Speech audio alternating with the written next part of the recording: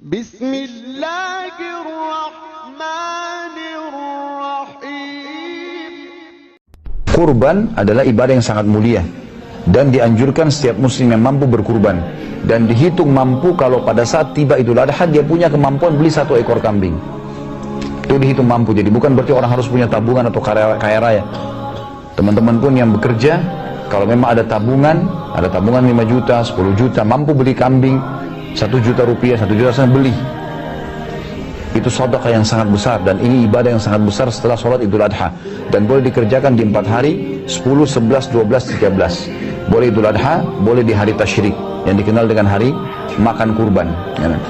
Dan ini Allah mengatakan fasholli rabbika wanhar, ya, sholatlah dan berkurbanlah. Kemudian teman-teman sekalian, di antara 3 jenis hewan, kambing dan domba satu jenis, sapi dan unta, yang paling afdal adalah kambing dan domba.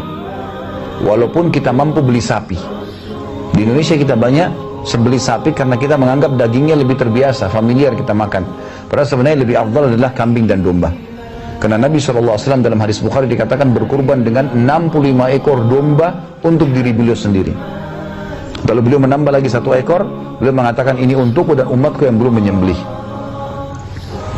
Maka teman-teman sekalian, ada yang saya faham, ada pernah orang tanya sama saya, Ustaz, sapi yang saya mau berkurban ini belum cukup 7 orang.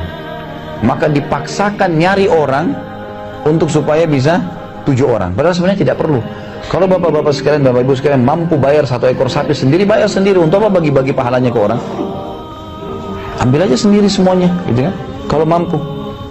Kalau bapak ibu mengatakan, baik, uang saya pas-pasan, tidak usah khawatir. Konsep Islam beda dengan kapitalisme. Konsep Islam, sedekah dapat. Konsep kapitalisme, nabung baru kaya. Nggak ketemu ini, mustahil ketemu. Karena kalau orang nabung kaya, orang kalau nabung mau sedekah nggak kira-kira? Kalaupun sedekah terus 1.000, 2.000, 1.000, 2.000 terus, ya. Itu terus yang berputar di celengan masjid.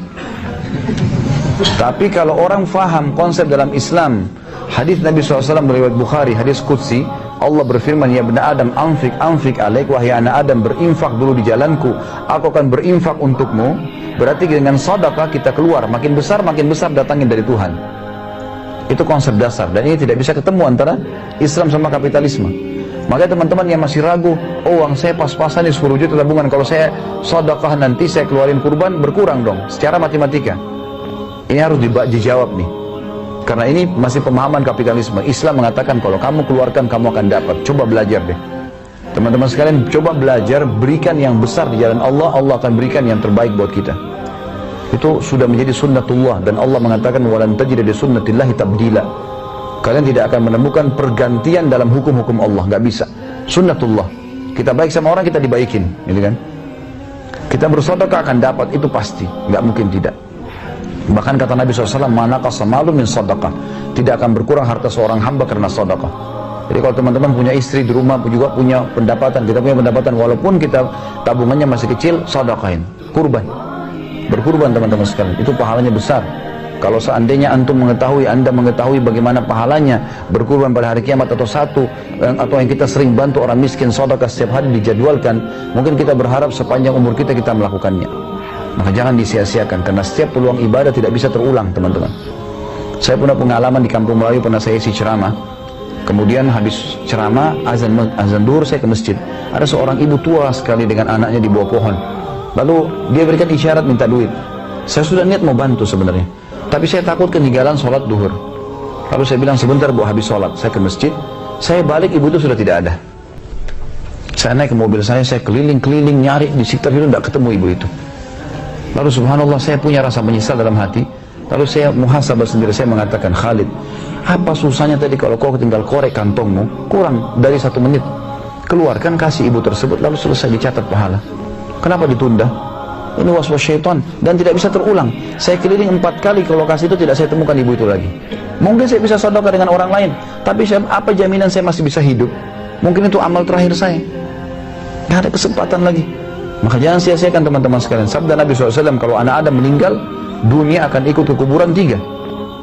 Keluarganya, hartanya, dan amalnya, dan akan pulang 2. Keluarganya dan hartanya akan pulang. Secinta-cintanya, tidak usah kita bicara suami istri, karena suami istri bisa cerai, bisa jadi mantan, pasangan, dan seterusnya. Tapi kalau anak, nggak ada mantan anak. Baik, kalau anak antum meninggal dunia, anak anda meninggal dunia nih, kira-kira mau nunggu di kuburan 1 hari? Hah? Nginap 1 hari mau nggak?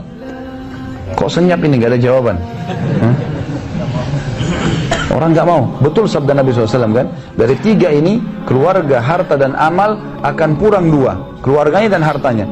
Secinta-cinta orang pada si mayit tidak akan tinggal. 1 jam maksimal sudah luar biasa tunggu di kuburan, pulang ke rumahnya.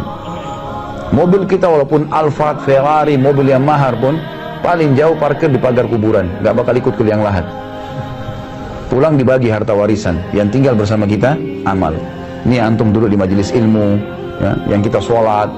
Yang sayangnya kadang-kadang kita sholat buru-buru 5 menit, ya, gosip sama teman di HP 2 jam bisa. Padahal ini teman paling jauh nangis di atas liang lahat kalau kita meninggal. Tapi sholat tadi yang 5 menit kita buru-buru itu akan temani kita di kuburan. Gimana caranya seseorang muslim tidak berpikir ke situ? Padahal sebenarnya amal dinomor satukan. Makanya teman-teman jangan sia-siakan. Apalagi Idul Adha terjadi setahun sekali.